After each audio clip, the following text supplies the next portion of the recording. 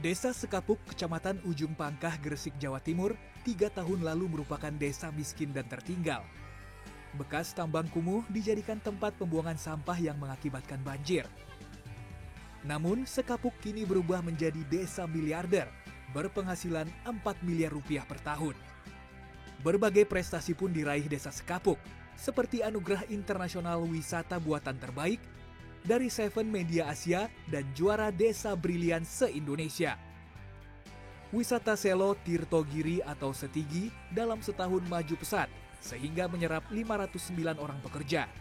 Dengan kondisi pembangunan wisata yang baru mencapai 55%, wisata Setigi tetap membutuhkan bantuan dari pemerintah. Mudah-mudahan nanti dengan peran pemerintah, dengan hadirnya dari Kemendes ke desa kami, mudah-mudahan wisata ini makin berkembang dan makin dikenal lagi dan bisa menjadi contoh di desa-desa yang lain. Yang jelas perubahan itu bisa. Contoh desa kami berubah bisa dari desa untuk majukan Indonesia.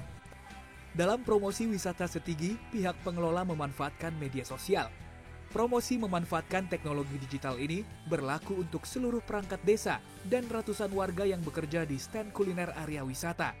Sejak ada wisata Setigi dan saya ikut bekerja penjaga stand di sini, alhamdulillah. Untuk kebutuhan yang kecil saya tidak lagi mengandalkan suami, tapi bisa saya handle sendiri. Sehingga ekonomi keluarga kami lebih terbantu dengan adanya wisata Setigi ini. Daerah lain yang menjadi percontohan adalah Desa Bungurasih, Kecamatan Waru, Sidoarjo, Jawa Timur. Sejak 2 tahun lalu, Desa Bungurasih mampu mengelola aset yang dimiliki dengan melibatkan warganya melalui BUMDes sehingga mendapat penghasilan puluhan juta rupiah per tahun. Dan untuk gedung serbaguna, karena kemarin itu tahun 2019, alhamdulillah kita mendapat 36 hasil bersih 36 juta. Tapi karena ini pandemi, akhirnya kita belum bisa itu. Jadi dari laporan terakhir ini kemarin masih masuk bersih 10 juta dari gedung serbaguna. Desa Bungurasih juga memberikan pelayanan pengurusan administrasi secara online dan memiliki aplikasi yang dikembangkan sendiri untuk meningkatkan perekonomian warga. Terkait dengan urusan pengembangan ekonomi kemasyarakatan yang itu tidak terakomodasi dalam aplikasi Sipraja ataupun Smart Desa, kami mengembangkan secara mandiri dengan kapasitas sumber daya manusia lokal kita sendiri, kita buat sendiri namanya Bunglon, Bungurasih Online. Keberhasilan Desa Sekapuk dan Bungurasih menjadi tolok ukur bagi desa-desa lain. Bahkan Kementerian Desa, Pembangunan Daerah Tertinggal dan Transmigrasi akan menjadikannya sebagai contoh desa cerdas yang berhasil membangkitkan ekonomi di tengah pandemi. Miftahul Arif, Riko Hardiansyah, Jawa Timur.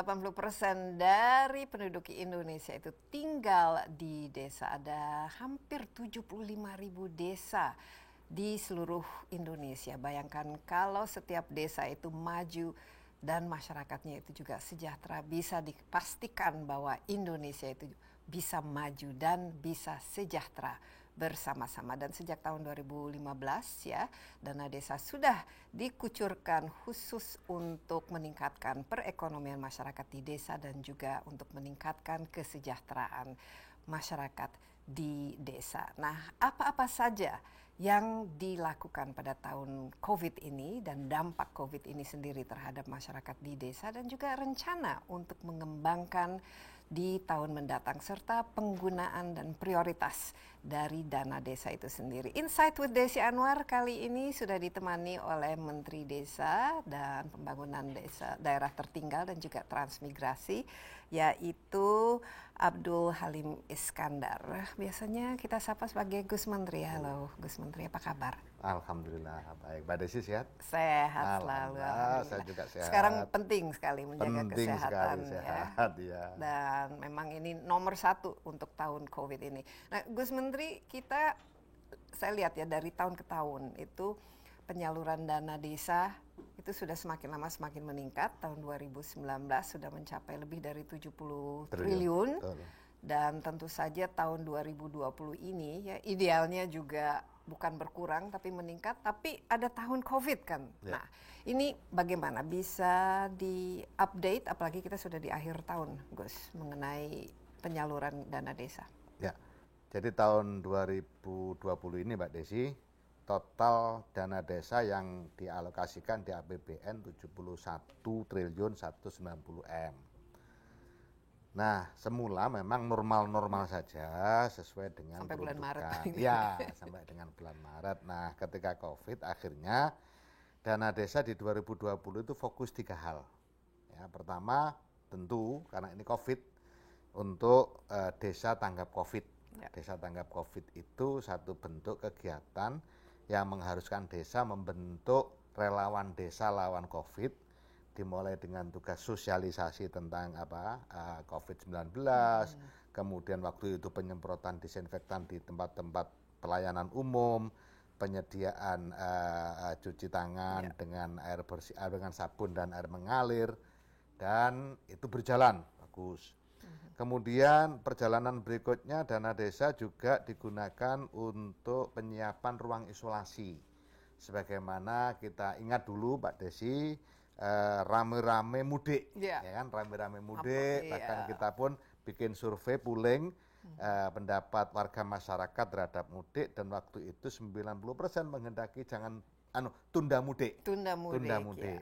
Nah, namun demikian desa-desa sudah mengantisipasi. Bahasa yang dipakai oleh pemerintah waktu itu ketika warga masyarakat kembali ke kampung halaman itu disebut ODP. Orang dalam pemantauan, artinya dia tidak sakit, tidak ada gejala, tapi dikhawatirkan membawa kan gitu. Karirnya. Apalagi kalau mereka kembali. Ya, karirnya. Nah, kemudian disitulah disiapkan ruang isolasi untuk antisipasi warga desa yang rumahnya tidak mungkin digunakan untuk isolasi mandiri. Nah, dana desa dipakai juga untuk itu. Kemudian juga untuk pos jaga desa, karena perlu diproteksi warganya, Cara memproteksinya satu, dengan menjaga gerbang desa, dan di gerbang desa disiapkan termogan, meskipun waktu itu nggak mungkin termogan ya, tapi pakai termometer biasa, cuma disediakan tempat alkohol untuk nyuci setiap sekali pakai. Sehingga warga desa yang keluar maupun yang masuk terdeteksi suhu badannya, karena waktu itu satu-satunya yang paling mudah untuk melihat adalah suhu badan. Ketika suhu badannya sudah di atas normal, langsung masuk ruang isolasi diri. Atau ketika ada warga desa mau keluar, ditanya mau kemana. Kalau dia mau menuju desa yang memang lagi merah, itu selalu diperingatkan oleh pos jaga desa, sebaiknya ditunda. Karena menurut informasi desa itu termasuk posisinya hari ini merah. Nah, itu yang pertama. Jadi itu digunakan untuk desa tanggap COVID. Kemudian yang kedua, dana desa. Kira-kira berapa kalau di hitung-hitungannya sampai 4 triliun sampai akhir Desember, sampai Desember ini total yang sudah dipakai untuk itu 4 triliun ya. Dengan menampung untuk ODP yang di ruang isolasi itu sampai 190.000. Jadi se-Indonesia ya. Sehingga banyak memang, tapi kalau bicara se-Indonesia ya kira-kira satu desa 2-3, tetapi kan tidak semua desa terdampak, Mbak Desi. Kemudian yang kedua, dana desa selama 2020 COVID ini digunakan untuk BLT. Saya kira semua sudah langsung tunai. Ya, semua sudah. Kira-kira berapa di total yang sudah disalurkan sampai sekarang? Total disalurkan 20 triliun. 20 triliun. Ya. Jadi kan awal.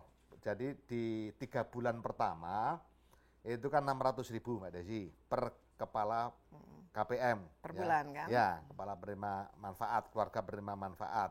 Per bulan 600.000 3 bulan pertama. 3 bulan kedua 300.000 per KPM, 3 bulan ketiga 300.000 per KPM. Itu 40 triliun ya. Berarti kalau dihitung-hitung berapa berapa jumlah keluarga yang 8 juta. 8 juta. Total ya? 8 juta. Nah, dari 8 juta itu 2,5 juta itu PK, perempuan kepala keluarga. Ini menarik, sangat menarik. Karena apa? Selama ini tidak kita duga bahwa banyak sekali perempuan kepala keluarga yang seharusnya posisi dia sebagai perempuan kepala keluarga, seharusnya selama ini dia harus mendapatkan afirmasi tertentu, perhatian tertentu dari pemerintah. Tetapi ternyata tidak terdeteksi dan baru terdeteksi setelah dilakukan pendataan berbasis RT oleh relawan desa lawan COVID tadi. Nah, baru ketahuan 2, sekian juta dari 8 juta itu adalah perempuan kepala keluarga. Penting ini penemuannya seperti itu. Sangat penting. Karena apa? Itu kemudian akhirnya kita banyak diskusi dengan pegiat-pegiat perempuan dan ini kemudian menjadi program-program kita berikutnya, termasuk gerakan kita untuk desa ramah perempuan. Nah, desa ramah perempuan ini menjadi salah satu target capaian pembangunan di dalam SDGs desa yang jumlahnya 18 item itu. Iya. Nah, dari 8 juta itu 80%-nya penerima BLT dana desa adalah petani buruh tani. Nah, sehingga dari situ kita puas Mbak Desi. Puas dalam arti berarti sasaran untuk sasaran untuk BLT dana desa yang tepat banget karena 80% itu adalah petani dan buruh tani dan isinya desa dari kelas miskin yang bawah itu 30% di bawah itu memang petani dan buruh tani. Kalau tidak buruh ya petani atau petaninya petani penggarap, bukan petani pemilik. Kalau toh petani pemilik itu hanya 0,4 hektar itu yang dimiliki. Sehingga dari kalkulasi untuk pemenuhan kebutuhan selama 1 tahun 0,4 hektar nggak akan cukup. Gitu. Makanya itu yang kemudian kita sangat bersyukur penerima BLT dana desa adalah mereka-mereka yang memang harus harus berlayak untuk menerima itu. Iya.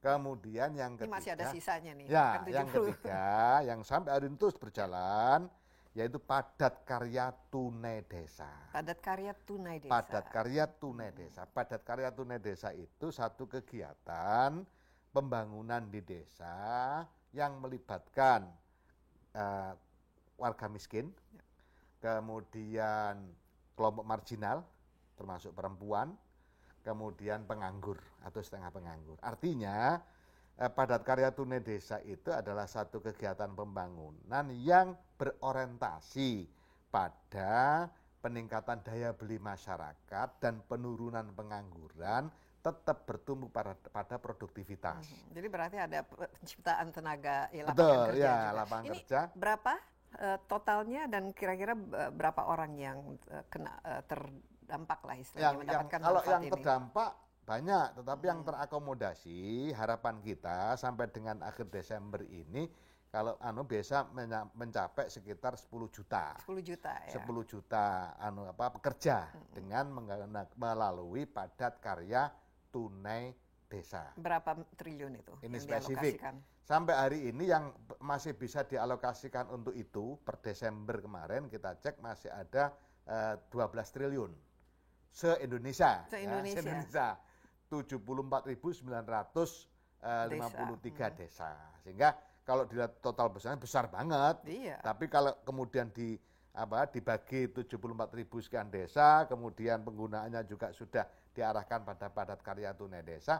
Nah, itu diharapkan bisa mendukung tingkat perekonomian di akhir tahun ini dengan kombinasi sehingga ada yang masih dapat BLT karena nantinya juga akan masih berjalan sampai Desember, itu sudah dihitung semua.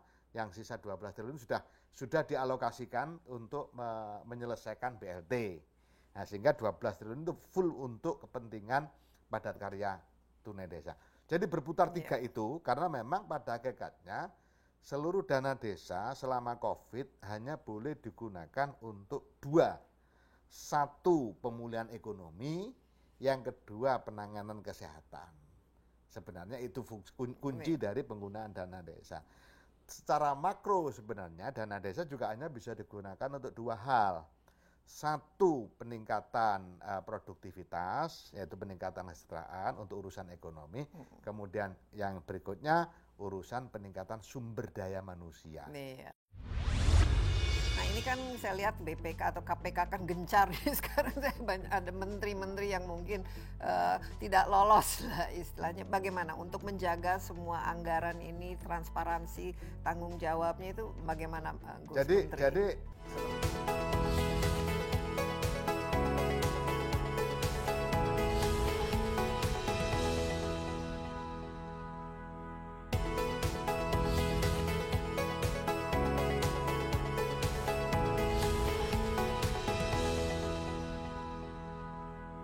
Jadi kita hampir akhir tahun berapa persen sudah diserap dan apakah betul-betul ini semua sesuai dan tepat sasaran? Karena kita kan yang penting ini transparansi, betul, iya. akuntabilitas. Jadi begini, kalau urusan BLT dana desa itu jelas sekali. Baik, ini Mbak Idris kita punya. Jadi siap, makanya kita tahu berapa PK, kemudian berapa persen buruh tani, ya, kemudian berapa yang guru, berapa persen yang pegawai pabrik, ada juga tapi kecil-kecil persentasenya. Dan data ini sudah ini karena kan penting ya data sudah, itu kita sudah akumulasikan di sini. Mbak itu saat ini menjadi bahan untuk misalnya nanti karena pada hakikatnya urusan BLT itu kan urusan di Kementerian Sosial. Ya. Nah karena situasi kayak begini ini kemudian Presiden memerintahkan agar dana desa dipakai BLT. Jadi posisi dana desa untuk jaring pengaman sosial itu sementara saja.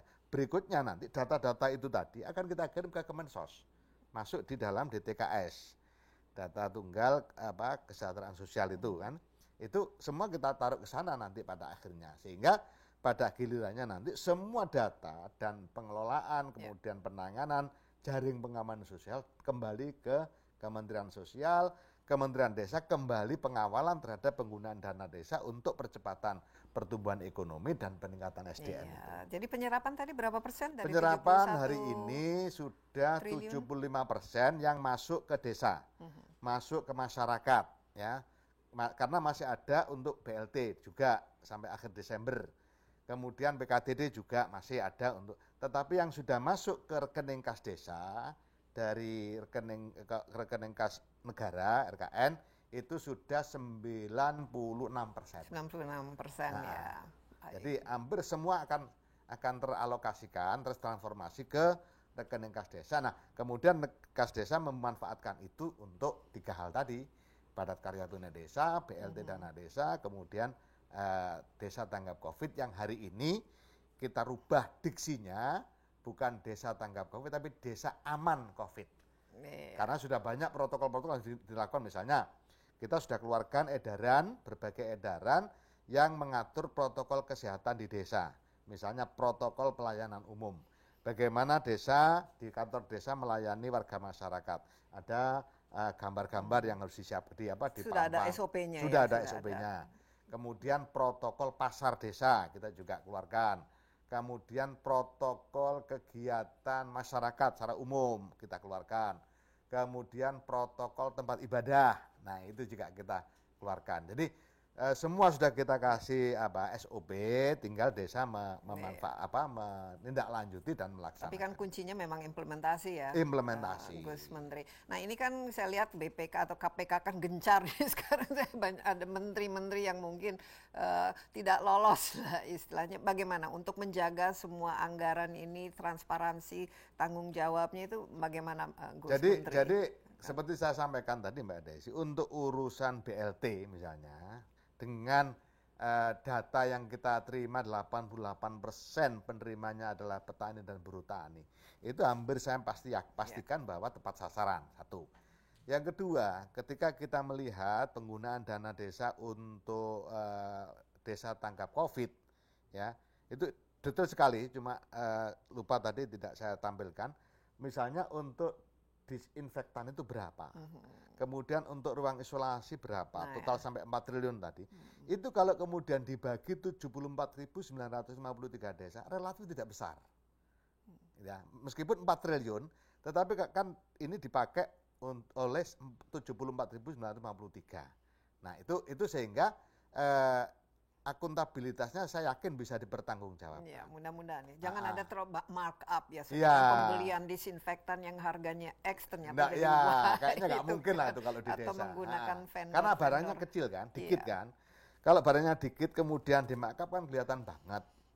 Nah, kemudian yang untuk padat karya tunai desa itu jelas upahnya, misalnya upah itu UMK misalnya 100.000 di satu tempat, itu kan akan kelihatan juga siapa pekerjanya, upah yang diberikan harian apa mingguan.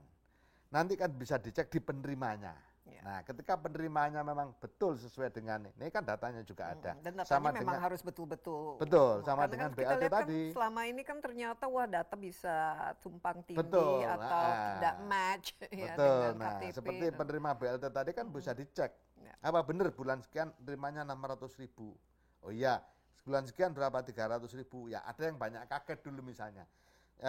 Triwulan keempat banyak yang memberikan informasi, ada pemotongan BLT dana desa tidak lagi 600 tapi dikurangi 300. Nah, padahal itu benar sebenarnya, benar dalam arti memang kebijakannya 300.000 bukan 600.000. Tahun 2021 ke depan, jadi ada perubahan prioritas dong kalau begitu dalam penggunaan dana desa ataupun strategi yang digunakan oleh Gus Menteri. Jadi begini, pertama terkait dengan COVID tetap, tetap karena ini sampai dinyatakan selesai ya, sampai dinyatakan selesai sehingga sampai kapanpun selagi belum dinyatakan selesai dana desa masih berurusan dengan urusan COVID, apakah itu penanganan maupun untuk pengembalian ekonomi, pemulihan ekonomi nasional atau PEN. Nah, yang terpenting sekarang adalah arahan yang selalu disampaikan oleh Bapak Presiden, harus ada keseimbangan antara upaya ekonomi dan upaya kesehatan. Jangan kemudian upaya kesehatan ini terlalu ekstrim sampai mengganggu pergerakan perekonomian, atau sebaliknya perekonomiannya terlalu dominan sehingga agak terlalu longgar ya, akhirnya jumlahnya naik lagi. Nah, itulah makanya kebijakan Pak Presiden selalu dilakukan dengan cara yang sangat detail. Misalnya kemarin belajar dari libur panjang sebelumnya, kemudian terjadi kenaikan, akhirnya Pak Presiden motong lagi. Yang semula sudah diputuskan libur panjang, akhirnya Pak Presiden mengambil kebijakan potong lagi. Semua ini demi kemanusiaan, bukan karena apa-apa. Nah, itulah makanya 2020 tidak bisa lepas dari kondisi yang ada ini ya. Pemulihan ekonomi nasional di level desa tetap harus dilakukan, tetapi juga urusan penanganan COVID tidak boleh lengah. Tapi dari segi jumlah sama juga, misalnya BLT 2021 dan naik 72 triliun, bunder 72. Ya, bulat 72 triliun. Formula juga sudah ada dari Kementerian Keuangan.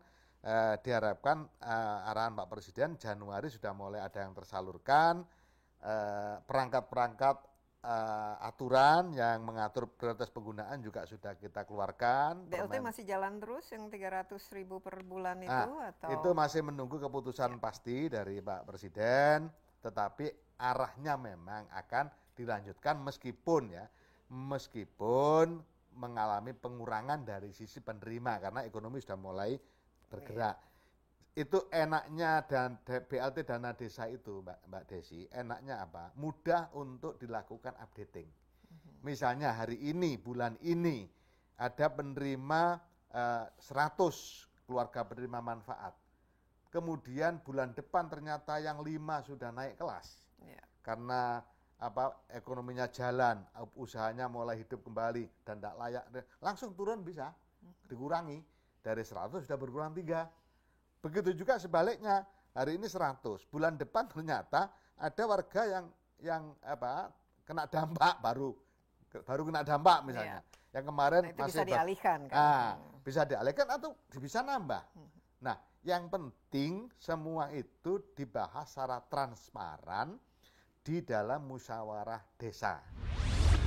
Saya tertarik ini dengan konsep Gus Menteri ini kan membuat smart village. Smart village. Desa cerdas. Ini kan bagian dari strategi itu Gus Betul. Menteri. Kira-kira nanti ya 4 tahun dari sekarang lah kira-kira desa yang namanya smart village ini seperti apa?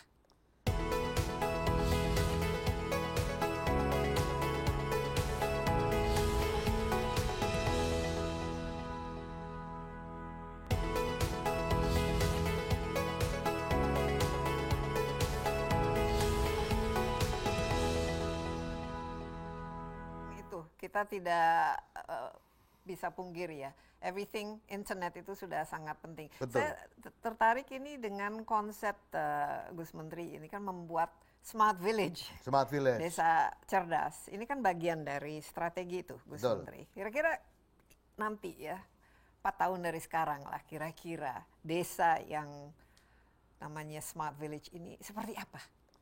Jadi pertama seperti saya katakan tadi, desa cerdas pertama ukuran saya hari ini adalah ukurannya digital ya. Desa cerdas itu ukuran pertama adalah digital.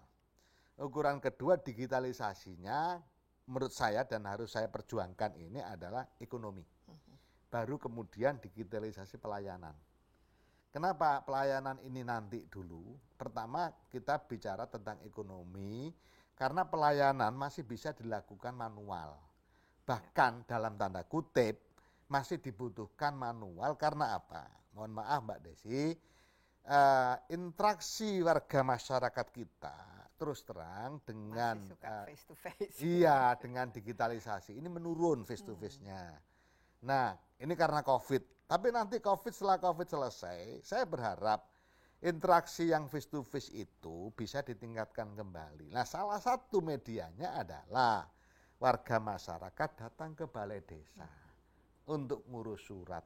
Bukan mempersulit Mbak Desi, tetapi ini penting untuk membangun interaksi. Meskipun tinggal ngambil, misalnya digitalisasi pelayanan umum misalnya.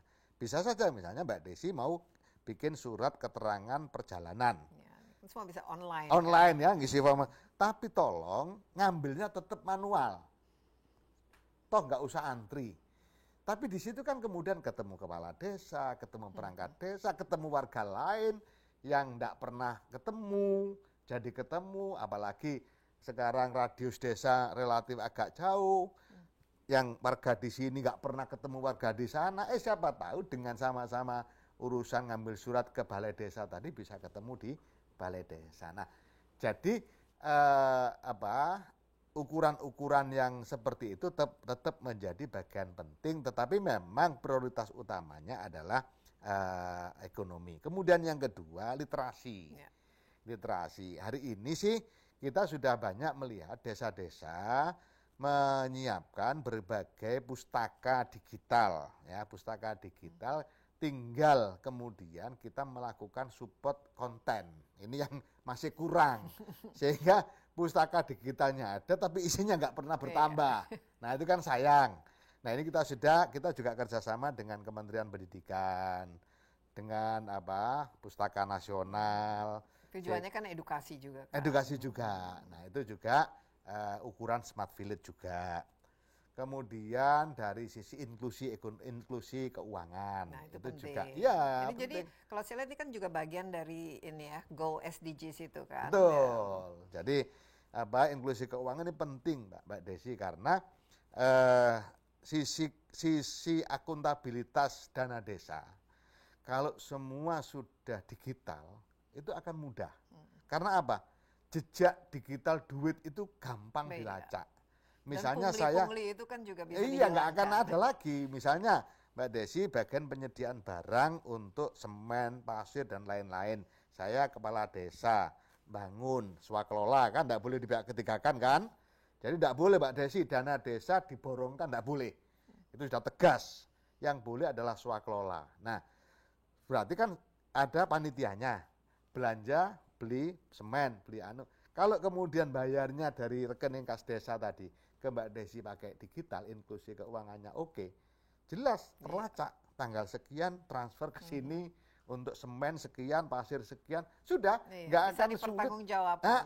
Nggak akan sulit mempertanggungjawabkan. Kalau toh nggak sempat nyatet tiap hari, nanti tinggal melihat rekap pengeluaran dana, itu kelihatan kemana dan seterusnya. Itu akan sangat mudah. Jadi Smart Village ini desa yang dikelola secara profesional, Menggunakan platform teknologi, platform dan paham mengenai segala macam aspek ekonomi dan lain sebagainya. Tapi Gus Menteri, kita kan tadi BUMDes misalnya kalau sudah jalan, apalagi kan di situ juga harus berkompetisi lah dengan desa-desa lain untuk jadi terbaik. Ini kan semua memerlukan tadi SDM-nya dan juga pemahaman terhadap mengelola sebuah PT, apalagi BUMDes kan PT ini berarti kan harus dijalankan secara profesional. Bagaimana roadmap untuk Smart Village dengan memiliki smart people juga? Iya, pasti. Nggak akan bisa terwujud Smart Village tanpa adanya smart people. Nah, smart people ini bisa diupayakan dengan berbagai ikhtiar. Misalnya ya, pendampingan dari berbagai lembaga, kementerian atau lembaga. Misalnya pendampingan dari BNI, itu sudah mulai jalan Mbak Desi, dari Himbara lah. Mengelola BUMDes. Kemudian pendampingan dari perguruan tinggi. Sekarang kita kenal ya dengan istilah Kampus Merdeka Project Desa. Nah, salah satu item di Kampus Merdeka itu kan Project Desa. Nah, ini termasuk menjadi poin bagi perguruan tinggi kalau melakukan pendampingan ke desa. Saya selalu sampaikan ketika saya kunjungan ke berbagai perguruan tinggi, tolong itu yang paling membutuhkan hari ini adalah pendampingan dalam hal usaha yang dilakukan oleh BUMDes, tentu tanpa meninggalkan berbagai bentuk pendampingan lainnya. Tetapi yang paling pokok di sini, kenapa? Yang paling prioritas sekarang ini, kenapa? Karena BUMDes itu adalah ujung tombak pergerakan ekonomi di desa. Karena ke depan Mbak Desi, semua kebijakan pemerintah harapan kami adalah itu lewatnya BUMDes. Misalnya dukungan apapun dari Kementerian Kesehatan, ada misalnya dukungan pangan bergizi, kemudian dari Kementerian Pertanian ada bantuan traktor, dari Kementerian apalagi Kominfo ada bantuan untuk jaringan internet yang lebih luas yang bisa diberdayakan dengan mengambil dana dari masyarakat dalam arti menjual jaringan. Nah, semua itu menurut saya akan tepat kalau dimasukkan lewat BUMDes. Kenapa? Karena ini dari negara ke negara sebenarnya. Satu. Yang kedua, BUMDes ini badan hukum. Jadi dia harus mempertanggungjawabkan sedetail apapun yang dimiliki. Barang dari pemerintah harus dipertanggungjawabkan sampai barang itu sudah hancur, tidak bisa dipertanggungjawabkan lagi. Bahkan bangkainya pun kalau ada pemeriksaan kan, itu masih ditanya, ini barangnya mana? Udah rusak mana barangnya? Di tukang servis. Coba dilihat di tukang servis, kita mau cek ada apa enggak. Sampai begitu kan pertanggungjawabannya. Nah, itulah yang kemudian saya yakin segala bentuk fasilitasi pemerintah akan aman dan tertangani dengan baik kalau disalurkan melalui BUMDes. Nah, pendampingan moral hazardnya itu yang harus betul-betul dipagari. Jangan sampai tercipta sumber lahan basah, sumber korupsi sendiri. Itu kan yang harus hati-hati ya Pak. Termasuk kalau kita kembali juga ke SDGs, ya SDGs desa, pendidikan desa berkualitas. Ini juga menuju Smart Village. Karena apa? Pendidikan desa berkualitas itu salah satu goals di dalam SDGs desa yang harus menjadi prioritas. Karena kita masa depan bangsa itu ada di dua sosok kan, Mbak Desi. Satu sosok perempuan, yang kedua sosok anak. Ini masa depan bangsa kita kuncinya dua ini. Kalau perempuannya mendapatkan desa-desa itu kemudian memiliki perhatian terhadap perempuan, misalnya yang ibu hamil mendapat perlakuan yang layak, kemudian KDRT tidak ada dalam tanda kutip ya tentu itu sulit sama sekali zero, tapi kan kita harapkan seminimal mungkin. Kemudian akses terhadap kredit juga akses terhadap kredit, kemudian anak juga begitu, stunting turun dan pendidikan usia dini juga. Pendidikan usia dini, 1000 hari kehidupan pertama tertangani dengan baik. Maka 20 tahun lagi, 25 tahun lagi kita bisa membayangkan generasi-generasi bangsa kita akan sangat bagus dan berkualitas, kuncinya di dua tadi. Kemarin saya ke sana ngecek, sekarang sudah berkontribusi sudah asetnya sudah 1,7 M. Hanya dalam 9 bulan. Wow, luar biasa. Hanya 10 desa, coba. Iya. Lah kalau 20 desa,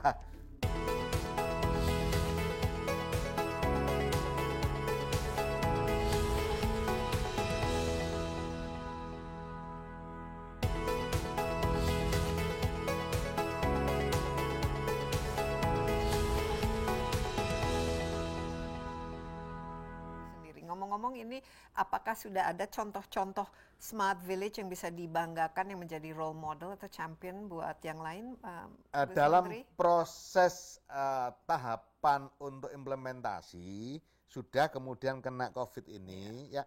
Jadi COVID Jadi ini nggak tertinggi. dampaknya luar biasa. Jadi misalnya smart village kita sudah ada beberapa. Karena memang begini, rumus pembangunan desa yang paling mudah itu adalah replikasi. Ya. Ya.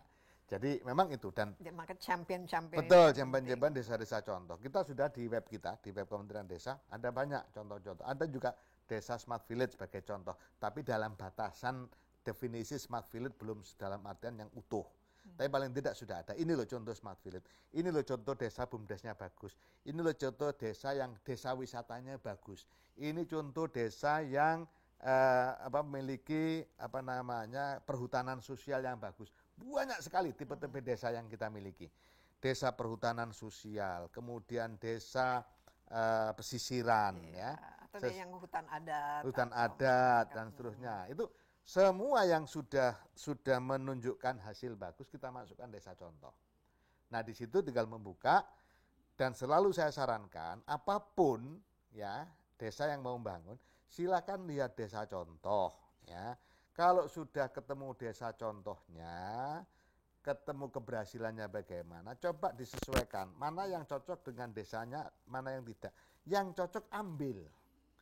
Nah, yang tidak bisa cari yang cocok desa lain. Nah, dengan demikian enggak usah mikir daki-daki mulai dari konsep enggak usah begitu kelamaan enggak jadi-jadi nanti. Tapi saya lihat semakin banyak ini desa yang sangat inovatif. Banyak ya. banyak misalnya di Jogja banyak di Jogja itu. Dan mereka Pangharjo misalnya satu contoh. Itu kemarin misalnya ya, COVID itu. Dia bikin platform sendiri. Namanya pasardesa.id. Kerjasama 10 desa di wilayah itu. Sehingga duit BLT itu Mbak Desi, itu masuk rekeningnya, rekening warga masyarakat dan dipakai belanja di pasardesa.id itu. Sehingga duit tidak kemana-mana dan betul-betul kelebihannya ini, betul-betul BLT itu digunakan untuk pemenuhan bahan pokok, kebutuhan pokok. Tidak untuk krimbat ke salon. Nah, kan ada itu cerita kan? Iya. Nah, saya dilapori. Yang nggak penting-penting. Ini dana desa kok dipakai krimbat ke salon. Ya itu anggap aja kasus rezeki saya gitu. Atau buat cat pagar rumah sendiri.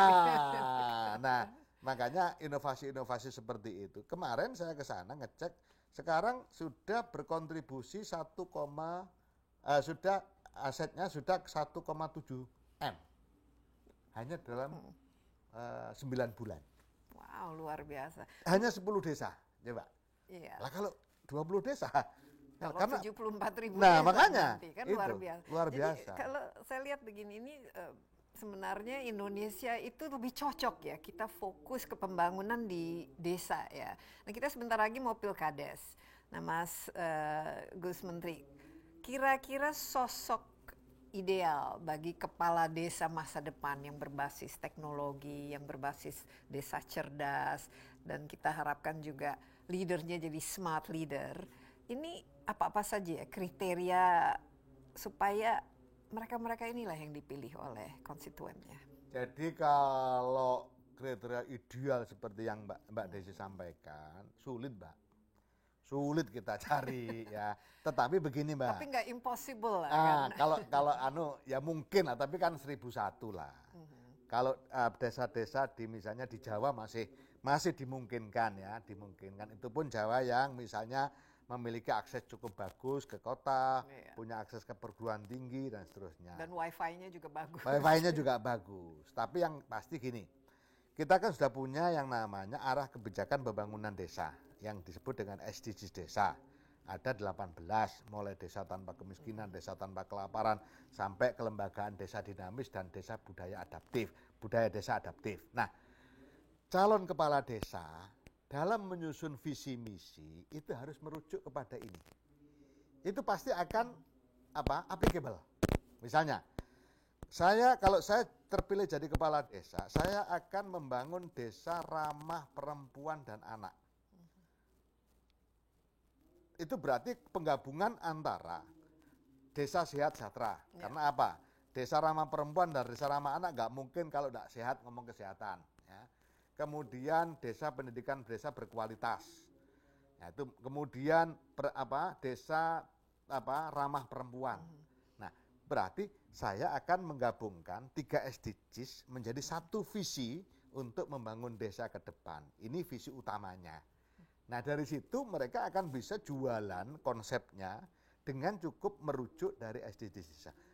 Calon kepala desa lain mungkin beda lagi. Karena saya melihat desa saya ini masih saya temukan 5-10% warga miskin, maka target saya adalah desa tanpa kemiskinan. Berarti SDGs nomor 1. Juga saya karena ini desa saya ini ada di pesisir pantai, maka saya ingin menjadikan desa ini desa yang tanggap lingkungan laut. Nah, berarti nanti saya akan melakukan dan seterusnya. Jadi masing-masing kepala desa dengan merujuk pada SDGs desa bisa menyusun visi misi yang sangat applicable, yang kemudian bisa dijalankan dan ini bisa dijual.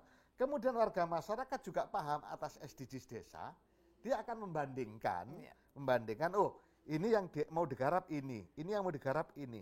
Fakta desanya kita lebih butuh ini, maka kita akan pilih kepala desa ini. 1. Yang kedua, semua itu Mbak, sudah kita siapkan alat ukurnya. Karena konsep SDGs desa nggak ada gunanya kalau tidak bisa diimplementasikan. Itulah makanya diksi-diksi yang kita pakai, diksi yang landing. Desa tanpa kemiskinan, desa tanpa kelaparan, desa tanggap lingkungan laut, desa tanggap lingkungan darat, desa peduli perempuan, desa sehat dan sejahtera, desa ekonomi tumbuh berkembang. Diksi-diksinya sudah membayangkan apa yang akan dicapai. Nah, tidak ada gunanya kalau tidak bisa diimplementasikan. Itu nggak ada gunanya konsep. Namun demikian, konsep yang diimplementasikan tidak ada maknanya kalau tidak bisa diukur. Nah, ini sudah terjawab semua. Kita sudah siapkan tolok ukurnya, kita siapkan bagaimana cara mengukurnya, kita siapkan konsepnya, kita siapkan contoh desa yang sudah teraplikasikan pakai SDGs desa itu. Nah, sehingga ada 3 buku yang sudah dan akan terbit. Pertama SDGs desa, trilogi 1 SDGs desa.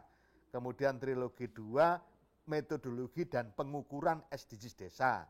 Trilogi ketiga adalah pilot project atas 4 desa terhadap yang sudah kita terapkan SDGs desa itu. Dengan demikian siapapun, Mbak Desi, para pengamat, para pegiat desa, kepala desa, dengan memegang 3 buku ini aja, dia akan bisa melakukan perencanaan bangunan yang bagus, sustainable di desa. Dan setiap kepala desa punya ini 3 buku. Punya. Ini dia bisa mendownload dari ini. Pemahaman menurut Mas Gus Menteri. Kita terus melakukan sosialisasi.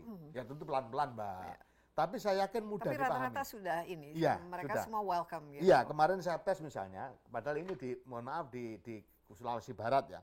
Saya tanya, kalau desa sampean ini mau ke sini supaya nanti tidak lagi butuh jaring pengaman sosial. Kan sekarang kemarin kalau tidak salah ada 200 KPM penerima. Nah, kalau sampean kepingin desa sampean tidak ada lagi KPM yang yang ada di desa sampean, apa yang perlu sampean lakukan untuk wujud desa yang bagaimana? Langsung jawabnya, ya seperti SDGs desa tanpa kemiskinan. Nah, kan pas sudah. Iya, jadi sudah mulai nyambung. Sudah mulai nyambung. Orang mengatakan, mungkin nggak sih desa tanpa kemiskinan? Sangat mungkin. Sangat mungkin. Tapi kalau kita ngomong kabupaten tanpa kemiskinan, nggak tahu bisa ketemunya kapan. Tapi kalau desa tanpa kemiskinan, pasti bisa.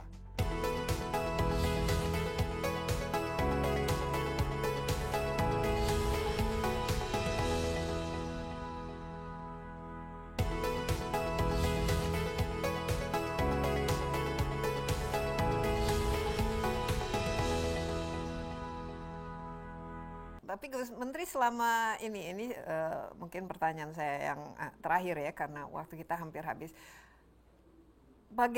Tantangan ya yang selama ini dirasakan, kalau kedengeran Gus Menteri memang banyak yang bagus-bagus ya, positif, dan juga kira strateginya cukup mantap dan cukup ambisius ya untuk membangun desa yang smart ini. Tapi tantangannya terbesar kalau ini kan, kalau saya lihat selain COVID ya, kolaborasi, koordinasi apalagi dengan KL lainnya, dan juga tentu saja kerjasama dengan pemerintah daerah. Apa lagi kira-kira tantangan yang terberat? Tantangan terberat itu justru ada di wilayah desa. Ya, tentu kunci tantangannya ada di kepala desa. Karena leadernya ini kepala desa. Jadi kalau kepala desanya firm dan memang memiliki visi misi yang jelas, nggak ada tantangan. Karena apa? Dengan SDGs desa ini, Mbak Desi, roadmap pembangunan desa itu kelihatan. Karena nanti ya, kalau sudah diukur, kemudian hasil pengukurannya akan menghasilkan satu grafik. Posisi desa tanpa kemiskinan, oh di sini ternyata masih jauh. Kemudian desa tanpa kelaparan, apalagi. Kemudian desa peduli pendidikannya, oh sudah mulai bagus di sini. Kemudian desa ramah perempuannya, desa MCK-nya cukup lah. Cukup, itu akan kelihatan semua. Nah, justru dari sinilah, dimulai darinya kemudian bagaimana kita misalnya desa tanpa kemiskinan untuk mencapai ke sana itu masih jauh misalnya. Nah, tapi harus dicapai. Desa tanpa kemiskinan ini kira-kira kalau 10 tahun bisa nggak tercapai? Nah, diskusinya itu akhirnya di desa. Wah, berat kalau 10 tahun ini. Wong nyatanya kita dana desa sekian, kemudian ada. Nah, kan bisa dihitung. Kalau ini kita habiskan untuk ngurusi misalnya membantu bedah rumah, itu hanya cukup setahun, cukup 10. Padahal ada sekian ratus rumah. Salah satu indikator kemiskinan kan itu, Mbak. Ya. Nah, kalau kemudian ditambah APBD dan seterusnya, oke, kalau begitu ini harus ada intervensi APBD. Desa sehat sejahtera. Stunting kita masih parah ini. Berarti kita harus menyiapkan betul posyandu, poskesdes dan seterusnya. Maka kalau dana desa dan alokasi dana tidak cukup ini setahun tidak akan berwujud apa-apa. Butuh intervensi APBD, butuh intervensi dari pemerintah pusat. Nah, itu akhirnya jadi roadmap. Jadi roadmap, makanya saya selalu katakan SID, Sistem Informasi Desa, yang berbasis SDGs Desa, nanti kita akan kasih akses kepada bupati untuk bisa membuka bagi desa di wilayah kabupatennya. Kepada gubernur untuk bisa melihat desa di wilayah provinsinya. Nah, dengan demikian bupati sebelum melakukan kebijakan APBD bisa membuka bagaimana sih peta desa di wilayah kabupaten berdasarkan yang kita miliki ini. Oh, ternyata stuntingnya parah.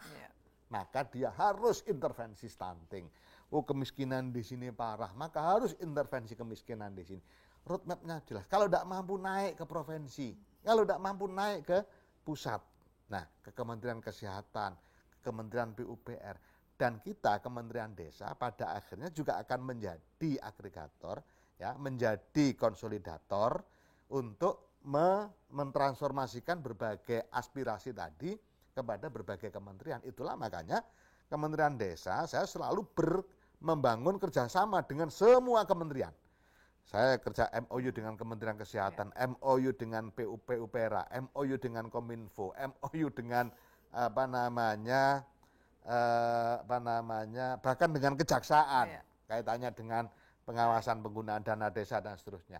Sehingga memang dibutuhkan Kementerian Desa ini MOU dengan semua kementerian dan lembaga supaya berbagai permasalahan di desa, karena hakikatnya urusan di desa itu kalau totalnya adalah urusan negara cuma dalam skala desa.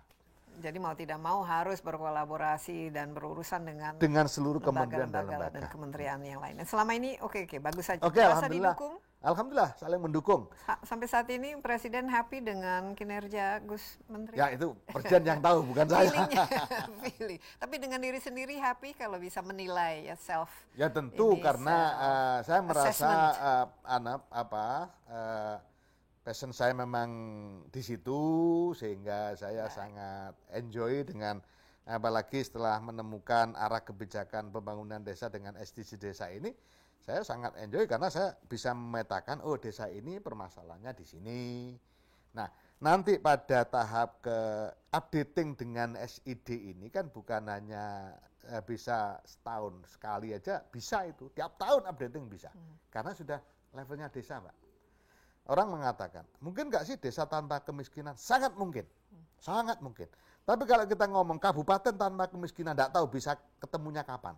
Tapi kalau desa tanpa kemiskinan, pasti bisa. Nah, tinggal dari 74.953 itu berapa desa yang sudah ketemu. Nah, itu aja kan. Iya, kalau tapi kita kan ketemu. Kalau 50% saja sudah. Waduh, selesai. Kita negara Indonesia selesai. sudah luar biasa luar makmur. biasa. Mimpi untuk meluncurkan ya, untuk menciptakan desa cerdas 2021 sampai 2024. Ya. Kira-kira apa saja yang mendasarinya? Ya, pertama sudah waktunya kita meraih yang lebih tinggi dari sebuah realitas desa supaya urbanisasi betul-betul bisa ditahan. Ya, kalau warga masyarakat itu kerasan di desa, maka pasti akan menahan urbanisasi. Kalau urbanisasi tertahan, desa makmur, kota juga tidak banyak terdampak oleh tingginya urbanisasi. Nah, salah satu yang bisa menjadikan upaya menahan urbanisasi adalah satu situasi desa yang cerdas. Cerdas dalam banyak hal, berarti SDM-nya qualified, memiliki kualitas tertentu, memiliki kecerdasan, kemudian manajemen desanya juga cerdas, dan desa ini bisa memberikan layanan kepada seluruh warga desa tanpa ada yang terlewatkan. No one left behind. Iya. Kapan diluncurkan? Ya, 2021-2024. Gus Menteri, terima kasih banyak Sama-sama, atas waktunya. Mbak Saya Desi. kalau bicara tentang desa juga jadi ikut-ikut passionate ya, karena saya lihat ini justru bagi negara seperti Indonesia ini yang begitu besar, begitu tersebar, penduduknya begitu padat, apalagi dengan ada COVID ini, itu desa-desa memang harus dijadikan sumber-sumber pertumbuhan ya, destinasi bagi kita, destinasi wisata. Jadi romantika hidup di desa ini harus menjadi sesuatu yang kita semua miliki. Sekali lagi, Gus Menteri, terima kasih banyak. Demikian ya Insight with Desi Desi Anwar kali ini bersama Menteri Desa dan juga ini pembangunan daerah tertinggal dan transmigrasi. Kita harapkan ya mimpi desa itu menjadi sesuatu yang merupakan sumber ya pertumbuhan, sumber ekonomi, sumber kemakmuran. Bayangkan kalau 75.000 desa di Indonesia semuanya maju, semuanya sejahtera, Indonesia ini pasti akan menjadi negara yang ekonominya juga kuat dan juga SDM-nya luar biasa. Jangan lupa Anda juga bisa menyaksikan acara ini di cnnindonesia.com dan di YouTube CNN Indonesia Insight with Desi Anwar. Sampai jumpa dan sekali lagi diingatkan jangan lupa selalu menggunakan masker ya, rajin mencuci tangan, hindari kerumunan dan tentu saja jaga jarak. Stay safe and bye-bye.